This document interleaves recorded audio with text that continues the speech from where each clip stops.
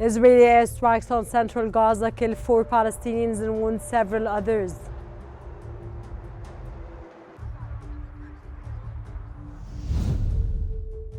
Israeli Prime Minister Netanyahu is released from hospital after successful surgery on his prostate. A chain reaction to the pounding of Hamas, the decimation of And the Saudi Defense Minister meets Syrian officials in Riyadh to discuss political transition and stability.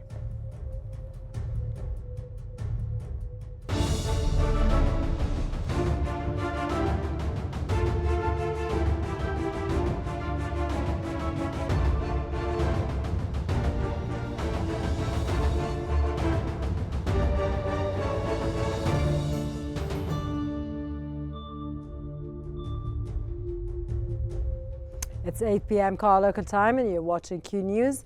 We begin today's bulletin with the latest developments in Gaza.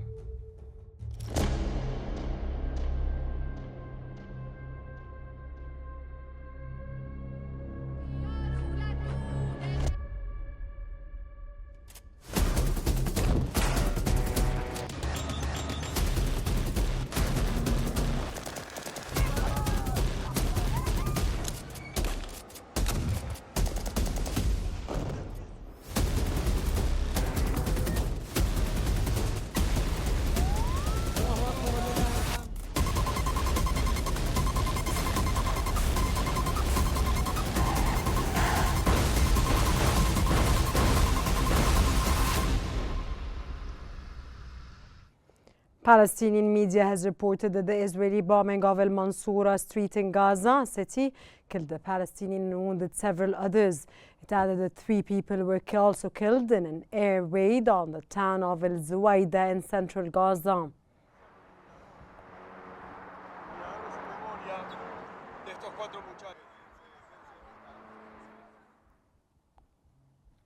Head of UNRWA, Philippe Lazzarini, said that Israel's deadly strike on the Al Mawasi refugee camp is yet another signal to end the war.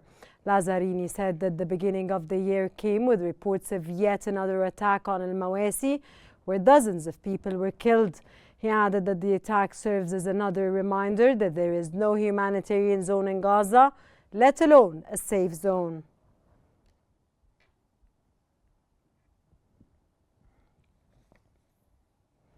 Israeli occupation forces have committed 5 massacres in the Gaza Strip within 24 hours, causing at least 52 deaths. Palestinian medical sources confirmed that 59 injured people reached hospitals. In addition, drone attacks targeted northern Gaza, while residential buildings were demolished in Jabalia. Relentless Israeli attacks have caused mass casualties, severe infrastructure damage, and a worsening humanitarian crisis due to blocked supplies.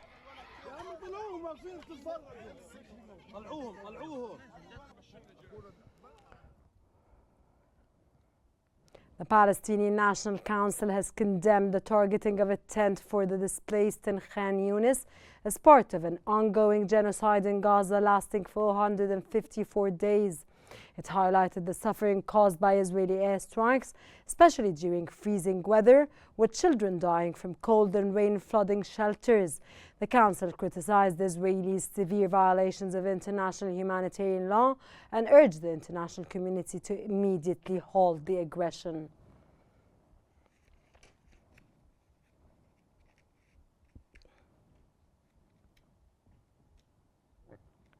Palestinian media has reported that at least 4 people have been killed and several others have been wounded after Israel air attacks hit Al Shati refugee camp in Gaza City. The ref reports added that women and children were among the 11 dead in southern Qnews, and 2 Palestinians were also killed in northern Jabalia.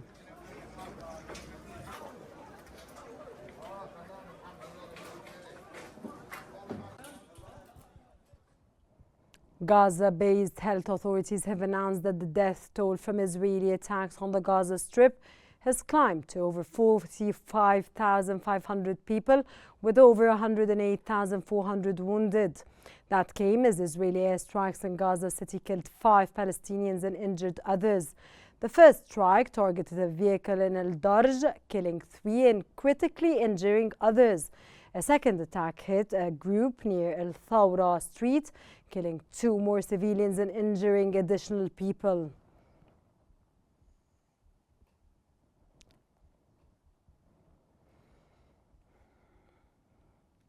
Government media office in Gaza said that the number of humanitarian relief workers killed in Israeli attacks since October the 7th of the year 2023 has risen to 736. According to the United Nations, more aid workers have been killed in 2024 than in any other year on record, with 2/3 dying in the occupied Palestinian territory.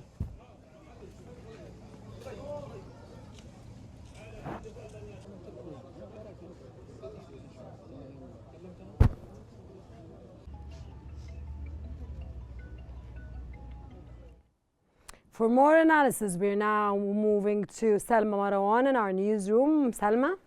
Thank you, Rana. And for further analysis on the current situation in Gaza, we're joined from Cairo by the International Relations Specialist, Dr. Muhammad Osman. Thank you so much, Doctor, for joining us on Qnews. And first off, how do you assess the humanitarian impact of the escalating Israeli airstrikes in Gaza, particularly on vulnerable populations like children and displaced families? Thank you for having me, Salma. Of course, the Israeli strikes and land operations as well inside the Gaza Strip throughout this aggression that has been going on for over a year and 2 months now has been very destructive, horrible, terrible, unprecedented in the history of the Palestinian-Israeli conflict. In actuality, the displaced population inside Gaza has almost exceeded 2 million people. That's 90% of the inhabitants of the Gaza Strip. And among the dead, 44%, according to the United Nations, of the people who were killed as a result of Israeli strikes and attacks are children. So, of course, this war has impacted children in a very disproportionate manner. And this also indicates that Israel might be intentionally targeting civilians and civilian infrastructure to make the Gaza Strip uninhabitable, basically over the next for the next few months and years. Adding to that, Doctor, Israel has also been obstructing UNRWA operations in Gaza. In light of this, what is your reaction to the UNRWA's chief's statement calling for an end to the war, and what more can international organizations do? Well, they cannot do anything more than they are already doing, because they are constrained by the limitations that are placed by the Israeli occupation and the United States. For example, UNRWA is asking for more because UNRWA is being subjected to a campaign by some Western countries, including the United States. The United States accounted for about 40% of UNRWA's funding, and they have cut all funding to this important and instrumental UN agency. So now they are basically limping on one leg, and they are struggling to provide services for the Palestinians of the beleaguered Gaza Strip. And not only do they have to struggle with that, the personnel on the ground are being targeted by the Israeli occupation. Over 250 UNRWA personnel have been killed since the beginning of the war. You can imagine the conditions they are struggling in order to deliver. They cannot do anything more, unfortunately. The world needs to do more to stop this genocidal war. So the Israeli defense minister has threatened to intensify the bombing on Gaza if Hamas did not release the Israeli detainees in Gaza. How do you interpret this statement and its potential impact on the civilians in Gaza and the humanitarian situation? It's a provocative statement that signifies that this country, this government, is a criminal government, a government that is bent on openly committing the crime of genocide against an unarmed population.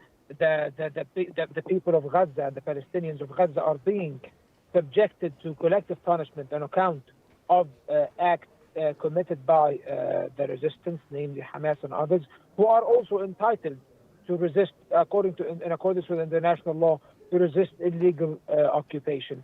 So as you can see, it only exposes the double standards and the impunity by which, under which Israel functions. They do not fear accountability.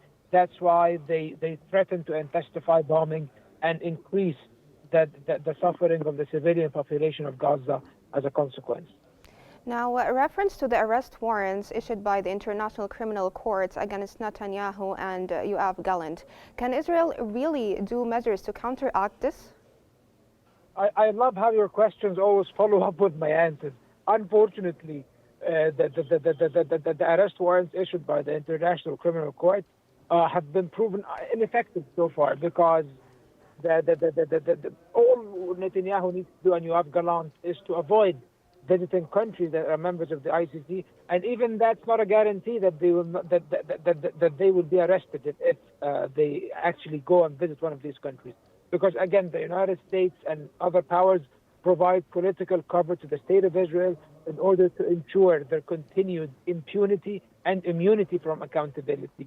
As long as this stands, unfortunately, the arrest warrants and the actions of the ICC, while they are commendable, yet they are ineffective as long as there is no political will to implement them.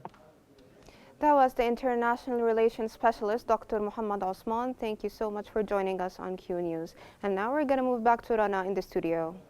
Thank you, Salma. Israeli Prime Minister Benjamin Netanyahu has been released from hospital after his prostate surgery ended successfully. The hospital said in a statement that the Prime Minister's doctors reported upon his discharge that his condition is stable and that he is recovering from the surgery. He still has a recovery period ahead of him, where his condition will be continually monitored.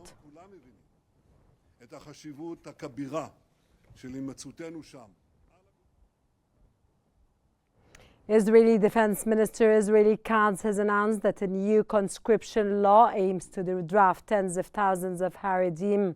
He also added that a draft bill addressing Haredi military service exemptions will be presented to the Knesset to prevent a coalition crisis. Qnews seeks 50% Haredi enlistment, aligning with a poll showing 68% public support for mandatory service. The law aims for fairer participation and resolves tensions between Haredi parties and the government.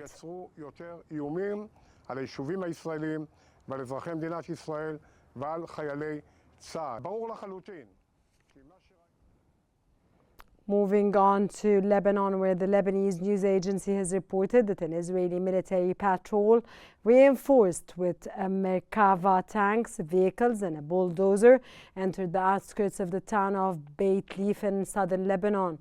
According to the agency, Israeli soldiers searched several homes and forests in the town, and also mentioned that the area of Rumaya, located between the towns of Beit Leaf and Yatir in southern Lebanon, came under Israeli artillery shelling.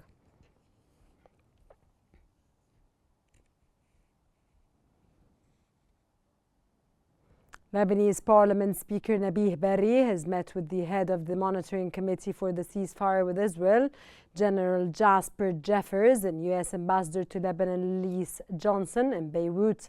The meeting addressed ongoing Israeli violations of the ceasefire agreement, including low-altitude drone flights over Beirut and its southern suburbs, and a recent Israeli strike on a house in the southern town of Beit Leaf.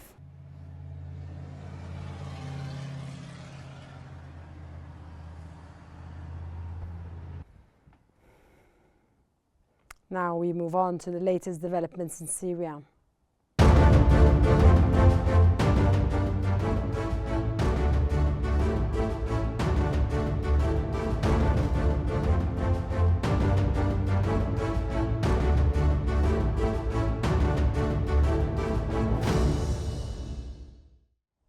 In Riyadh, the Saudi Minister of Defense, Prince Khalid bin Salman bin Abdulaziz, met with the Syrian Transitional Government's Minister of Foreign Affairs Asad bin Hassan al-Shaybani, the Minister of Defense, Murhaf Abu Qasra, and the head of the General Intelligence Directorate, Anas Khattab. During the meeting, they discussed the latest developments in Syria and ways to support the transitional political process in a manner that fulfills the aspirations of the Syrian people and ensures the country's security, stability, and territorial integrity.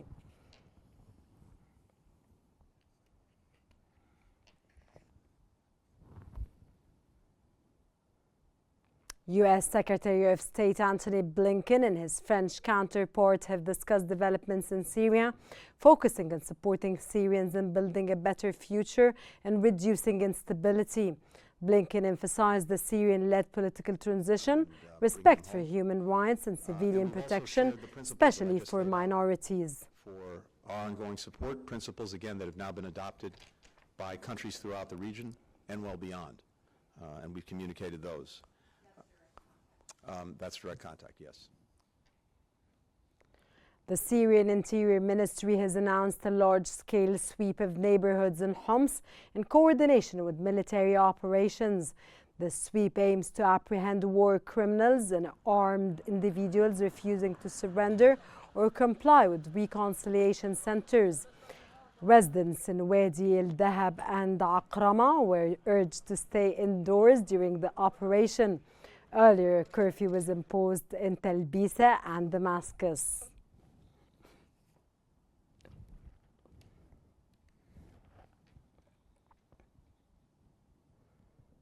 Ukrainian President Zelensky has announced that Ukraine is preparing to restore diplomatic relations with Syria. This follows Ukrainian Foreign Minister visit to Syria on December the 30th. Zelensky also mentioned plans to boost exports to Lebanon in 2025, highlighting Ukraine's intent to strengthen international cooperation and expand trade in the coming year. Зараз цією країною у нас $400 мільйонів тільки нашого аграрного експорту. І ми Moving on to the United States, where the White House has announced that President Joe Biden will meet today with the National Security Council to review the investigation into the New Orleans attack. Meanwhile, the governor of Louisiana stated that all state agencies are helping to enhance security in New Orleans and that they have reviewed thousands of documents related to the attack. He also added that the 1,000 law enforcement officers are investigating the attack.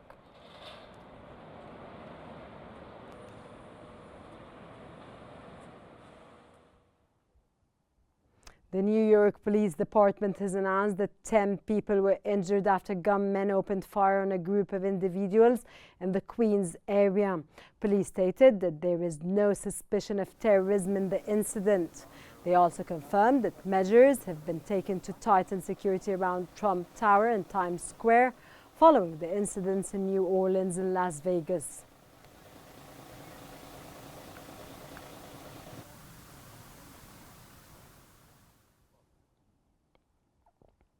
A Tesla Cybertruck has exploded outside a Trump hotel in Las Vegas, killing one person and injuring at least 7 others.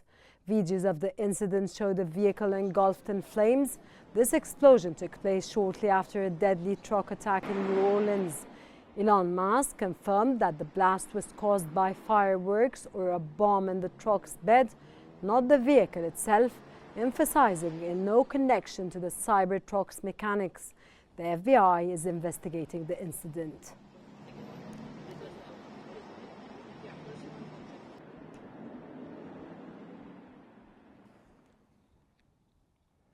And in South Korea, the acting president has emphasized the need for immediate action if a special inspection of Boeing 737-800 aircraft reveals any issues. This comes as authorities investigate a deadly air crash. He stated that the conversation of the Jeju Air 7C-2216 cockpit voice recorder data to audio should be completed by January the 3rd, potentially revealing critical details of the crash. 사고 원인 조사로 음성 기록 장치에서 추출된 자료는 And now we move on to the latest developments of the Russia-Ukraine conflict.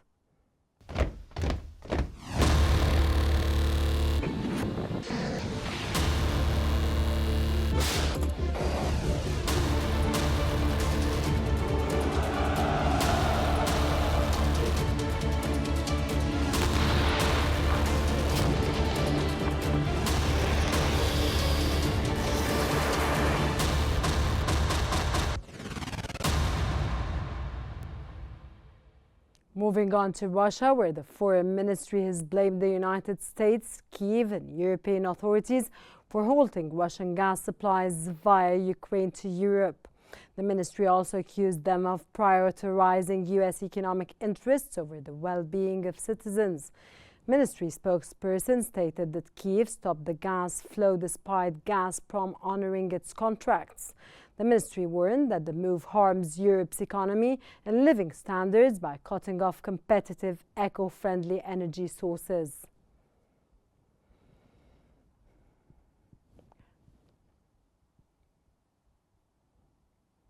The Russian Defense Ministry says that its air defense unit shot down over 30 Ukrainian drones on Wednesday night. The Russian Federal Air Transport Agency announced that the control at temporary airports in Kaluga, Sarnansk, and Penza and Saratov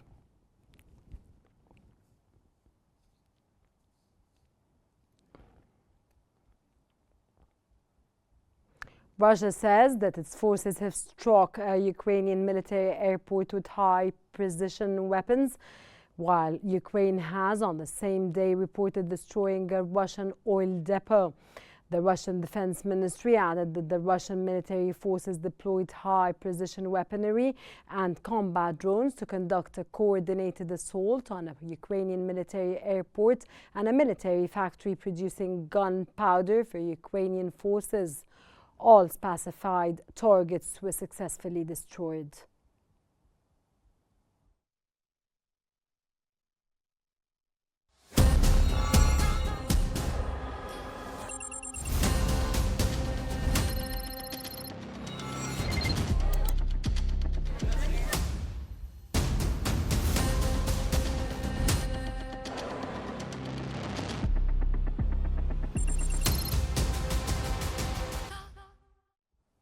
The head of China's National Bureau of Statistics has announced that China's 2023 GDP has been revised up by 2.7% to $17.73 trillion. The Bureau's deputy head added, however, that this revision is not expected to significantly affect China's 2024 growth rate.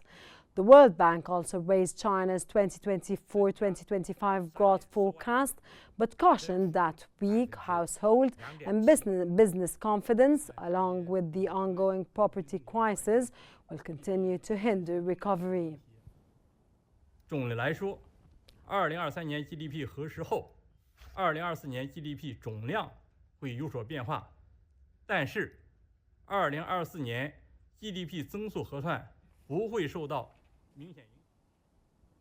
European stocks have shown mixed movement on the first trading day of 2025, following a year-end sell-off sparked by concerns over high valuations and policies under President Trump. The Stoxx 600 index dropped 0.2%, reversing early gains with light trade volumes as investors returned from holidays. The index experienced its worst quarterly decline in over 2 years, largely due to interest rate uncertainty and fears that Trump's policies could fuel inflation.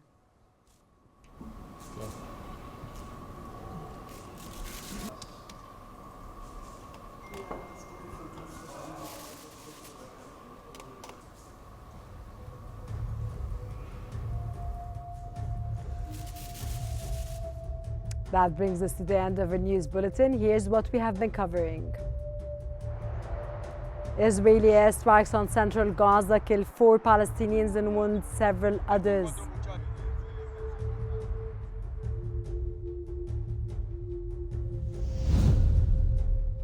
Israeli Prime Minister Netanyahu is released from hospital after successful surgery on his prostate.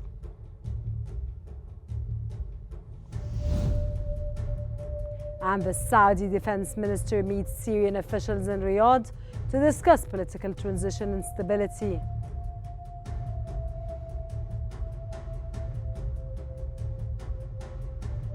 This concludes our news bulletin for the hour. Don't forget to follow Qnews on YouTube, Facebook, X, Instagram and TikTok at QNewsEG to stay informed.